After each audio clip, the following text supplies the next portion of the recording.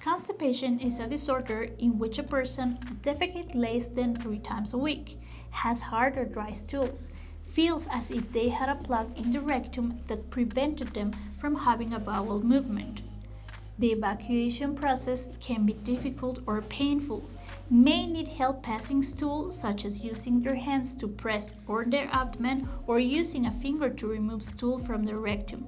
And in the end, they may be left with the feeling that they haven't finished evacuating completely. Everyone has been constipated at some point, but in most cases, such a situation lasts a short time and doesn't represent a serious problem. However, when constipation persists for more than 3 months, it becomes a chronic condition that requires medical attention. To watch the Spanish version of this video, you can find a link in the description box. Let's take a brief look at the anatomy of the gastrointestinal system to better understand the subject. The gastrointestinal system is made up of a tube called the digestive tract, which extends from the mouth to the anus. Its functions are to digest food, absorb nutrients, and eliminate waste through defecation. The digestive tract is made up of mouth, pharynx, esophagus, stomach, small intestine, and large intestine.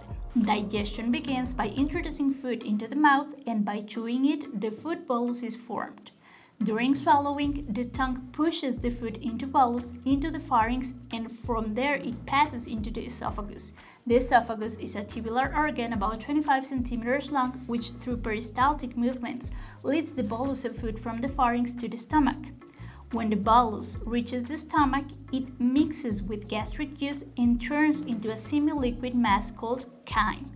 The chyme then passes into the small intestine, which is about 5 meters long.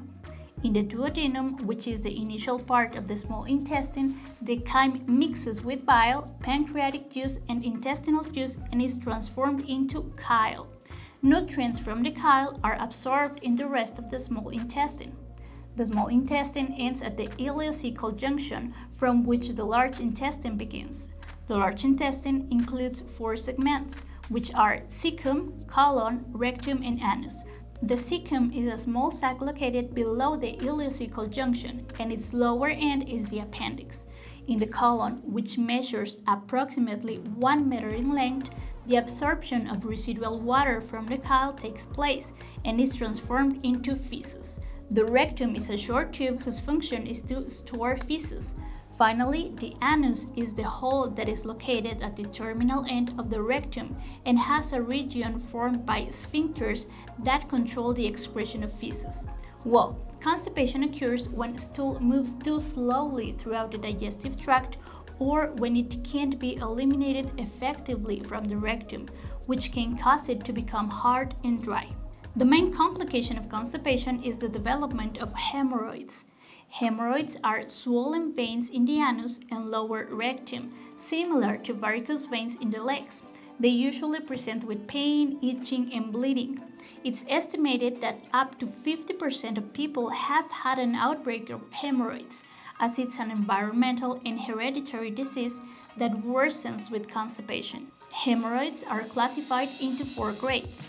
Grade 1 are located in the submucosal tissue on the pectineal or dentate line of the anal canal. Grade 2 ones protrude from the anus when defecating, but re-enter spontaneously when straining stops. Grade 3 ones came out from the anus during defecation and must be reintroduced manually by the patient. And those of grade 4 are always outside the anus. The first 2 are resolved by solving constipation. The last 2 require surgical intervention for resolution. To resolve constipation naturally, it should be consumed daily in addition to the usual foods. 1. A cup of hot water on an empty stomach, alone or with ginger, dandelion, or parsley. This activates intestinal peristalsis. In addition, in the course of 24 hours a day, 2 to 3 liters of liquid should be consumed, where plain water, juices, smoothies, and meal broths count. 2. A tablespoon of olive oil, which makes food slippery and activates the action of bile salts and thus intestinal peristalsis. Olive oil can be taken directly, but it can also be applied to bread, put in a salad, etc. 3. A tablespoon of wet bran, which can be taken with water, milk, or fruit juice, or mixed in yogurt or mashed vegetables, for example. 4. One of the following fruits: kiwi, orange, tangerine, apple, or 30 grams of dried fruits, for example, prunes.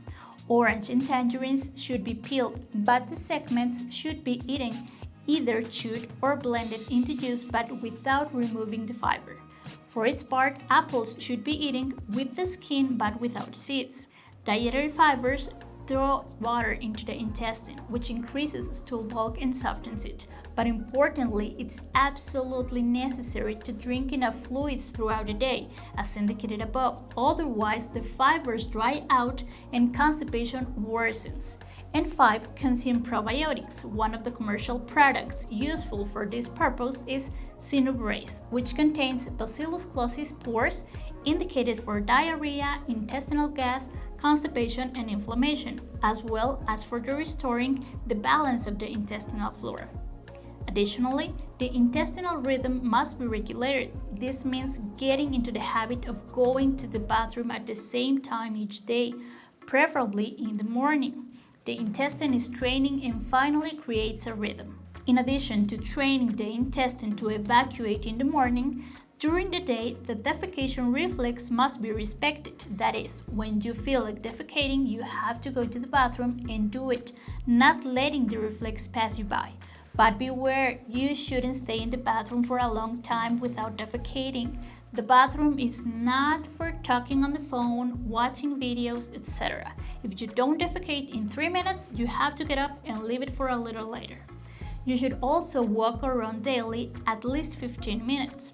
These exercises mobilize the intestines and promote peristalsis. Here's an example of a typical routine for one day to relieve a constipation.